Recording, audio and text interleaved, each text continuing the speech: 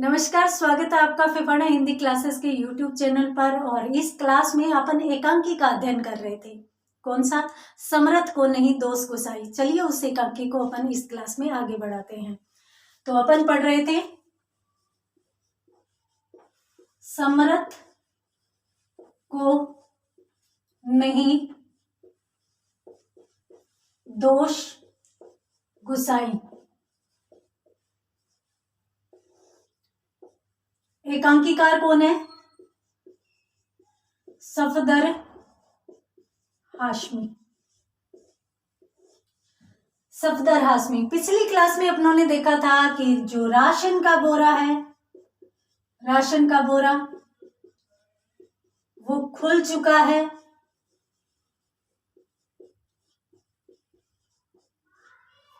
Ration का बोरा खुल गया था और उसमें से राशन रूपी अभिनेता, राशन रूपी जो व्यक्ति है वो बोरे में से बाहर आता है।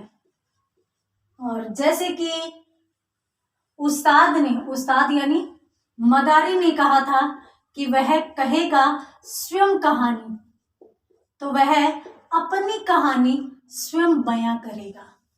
कौन बयां करेगा? बोरा।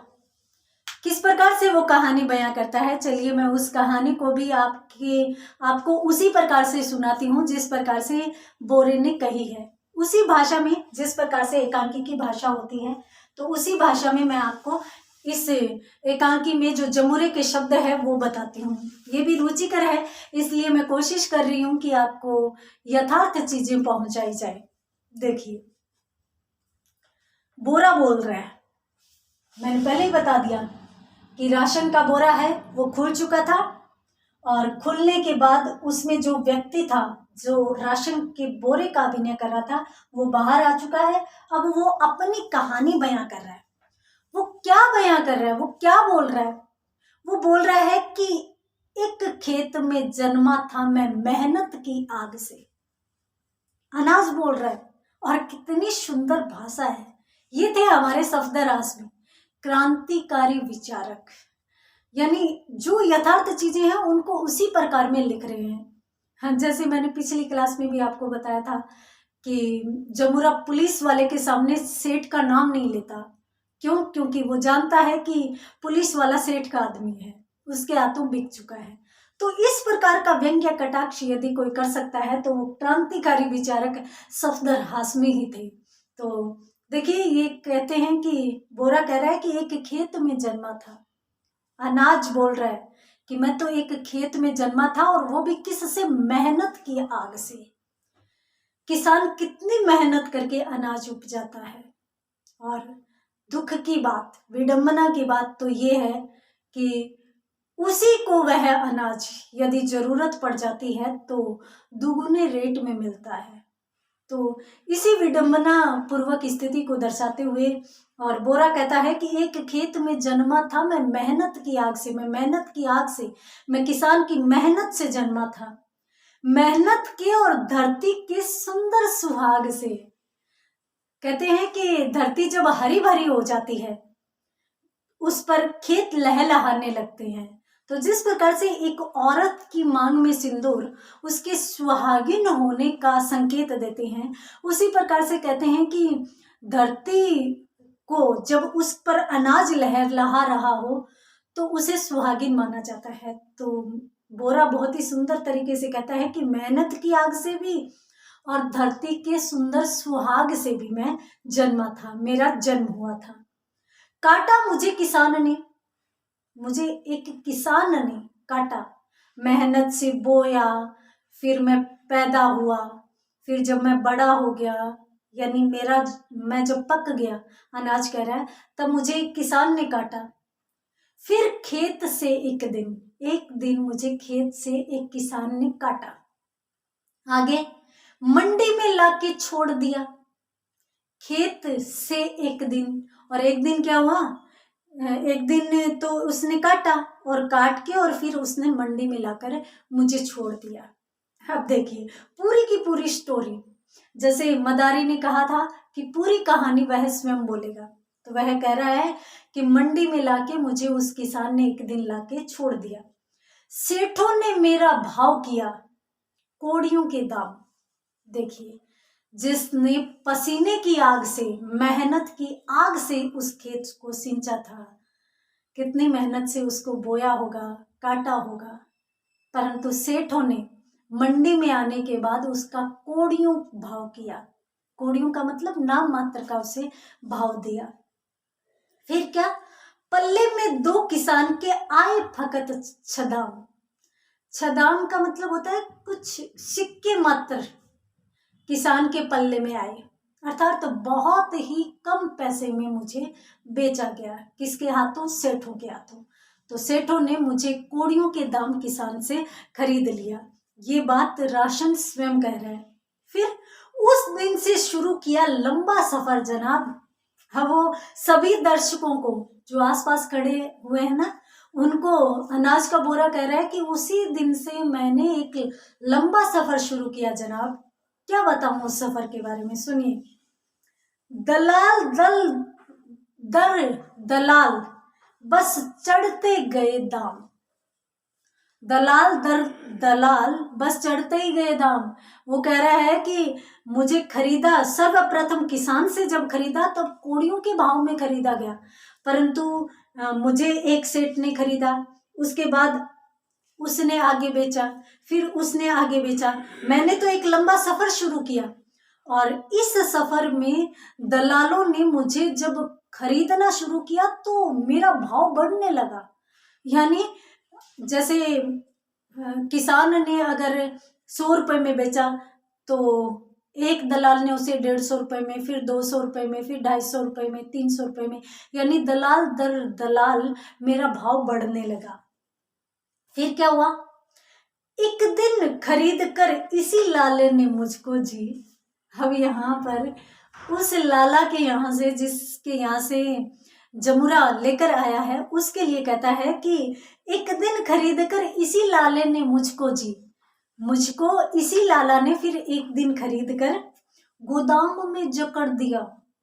साले ने मुझको जी, इस साले लाला ने मुझे खरीद कर गोदाम में जकड़ कर रख दिया। अब यहाँ पर भाषा देखो आप, पूरी की पूरी ग्रामीण भाषा के शब्दों का प्रयोग किया गया है। कहीं भी ऐसे नहीं कि शुद्ध साहित्यिक शब्दों का प्रयोग नहीं, क्योंकि नुक्कड़ नाटक है और नुक्कड़ नाटक करने वाले जो लोग होते हैं वो उच्च शिक्षा प्राप्त नहीं होते। और ये पहले भी कहा गया था कि हमारा एक ठिकाना नहीं होता, तो हमारा ठिकाना नहीं होता तो हमारे राशन कार्ड भी नहीं होते, तो उनका कोई ठिकाना नहीं होता, वो उच्च शिक्षा प्राप्त नहीं होते।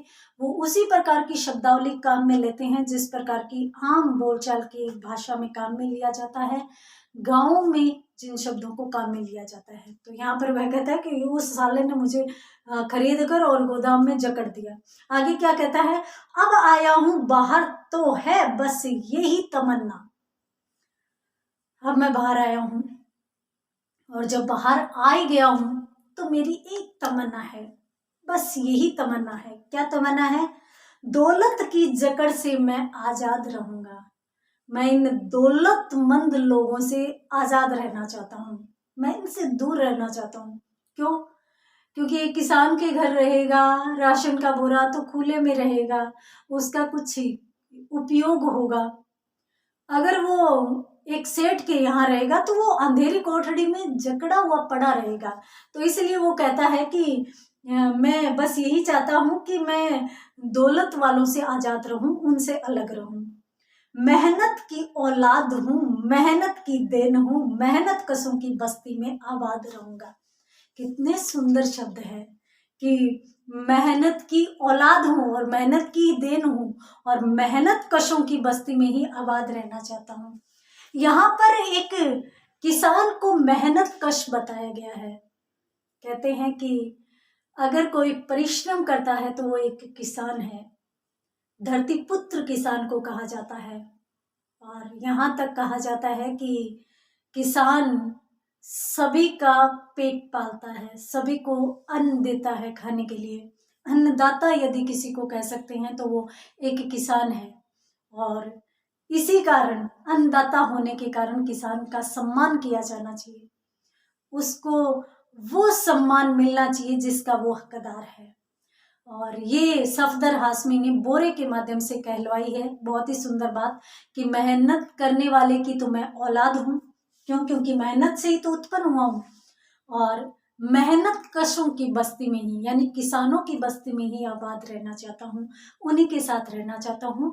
मैं कोठरी में बंद नहीं रहना चाहता। इस प्रकार से जब बोरा कहता है, ये बोरे के शब्द थे भाई, जो कि तो मैंने बताए हैं हिंदी अर्थ करते हुए। तो यदि आप लिखना चाहें तो आप वीडियो रोक कर लिख भी सकते हैं, ताकि बहुत ही सुंदर चीजें हैं, ये आगे काम भी आती हैं। हाँ, अब राशन का जो बोरा है वो अपने स्वयं की पूरी कहानी यहाँ पर बयां कर देता है। जैसे ही वहां पर बयां करता है राशन का बोरा, एक तरफ ये स्टोरी चल रही है, दूसरी तरफ का दृश्य वो याद कीजिए जहां पर अपनों ने छोड़ा था। कहां पर? लाला से जमुरा अनाज का बोरा लेकर आया था। कैसे लेकर आया था याद हो तो, जिस समय जमुरा अनाज का बोरा लेकर आ रहा था, बाहर आ रहा था, उस समय लाला ने उसे रोकने की कोशिश की थी, चौकीदार को भी बुलाया था उसे रोकने के लिए, परंतु जमुरे ने जय काली कलकत्ते वाली तेरा वचन न जाए खाली, इस प्रकार से जो भी मेरे सामने आए, यानी उसने इस प्रकार का बोला कि मेरे सामने जो भी आएगा वो मिट्टी में मिल जाएगा, इस प्रकार की पंक्तियां बोलकर, और उसने लाला पर प्रहार किया, और जैसे ही लाला पर प्रहार किया तो वहां पर लाला बेहोश हो जाता है। ये स्टोरी अपनों ने पहले वहां पर छोड़ी थी। तो वहां पर अब दो दृश्य हो रहे हैं, इधर तो राशन का बोरा है, ठीक है, राशन का बोरा अपनी कहानी सुना रहा है, वहीं पर उसी ग्राउंड में लाला जो अब तक बेहोश था उसको भी अब होश आ गया है। तो अब इधर जैसे ही लाला को होश आता है तो वो चौंक जाता है और वो इधर उधर देखता है, मेरा बोरा कहाँ गया, मेरा राशन कहाँ गया, मैंने जो जमा किया था, मैंने जो इतना पैसा बहाया था उसके लिए, कहाँ जा सकता है, कहाँ गया। तो इस प्रकार से अब लाला वहां पर उग्र हो जाता है, लाला खड़ा होता है, देखता है, आवाज लगाता है, चौकीदार चौकीदार, मेरा बोरा कहाँ गया, मेरा राशन का बोरा कहाँ गया। इधर लाला इस तरीके से आवाज लगाता है, इधर बोरा अपनी कहानी पूरी करता है। और जैसे ही लाला आवाज लगाता है, और आवाज लगाता लगाता इधर लाला है और वो आवाज लगाता लगाता और इधर ग्राउंड में पहुंच जाता है, जहां पर कौन था, राशन का बोरा था। अच्छा, तो तू यहां आ गया, यानी वो राशन के बोरे के लिए कहता है कि तू यहाँ पे कैसे आ गया, तू, तेरे लिए तो मैंने बहुत पैसा गंवाया है। क्यों गंवाया है? यहाँ पर सेठ एक बात कहता है कि जो लोग चुनाव लड़ते हैं, जो मंत्री बनते हैं, जो उच्च पदों पर जाते हैं, मैं उनके लिए पैसा बहाता हूँ। क्यों पैसा बहाता हूँ? मैं उनके चुनाव में पैसा लगाता हूँ, इसीलिए तो, ताकि वो जीत कर जब अच्छे पदों पर जाए तो मेरी सहायता करे, अर्थात मुझे काला बाजारी में सहयोग करे। तो इस प्रकार की बात कहता है कि मैंने इसी के लिए तो इतना पैसा बहाया था, और आज ये राशन का बोरा ही मुझसे दूर जा रहा है, तो फिर इसका मतलब क्या हुआ। यहाँ पर वो इस प्रकार की बात कहता है, और फिर वो अनाज के बोरे के पास आ जाता है और उसको उठाकर घसीट कर वापस ले जाने की कोशिश करता है। क्या लाला सेठ अनाज के बोरे को वापस ले जाने में सफल हो पाएगा, या फिर जमुरा और मदारी दोनों मिलकर उस बोरे को वहीं तक रख लेंगे? ये तो अपन देखेंगे अगली क्लास में। तो मिलते हैं अगली क्लास में, तब तक के लिए धन्यवाद।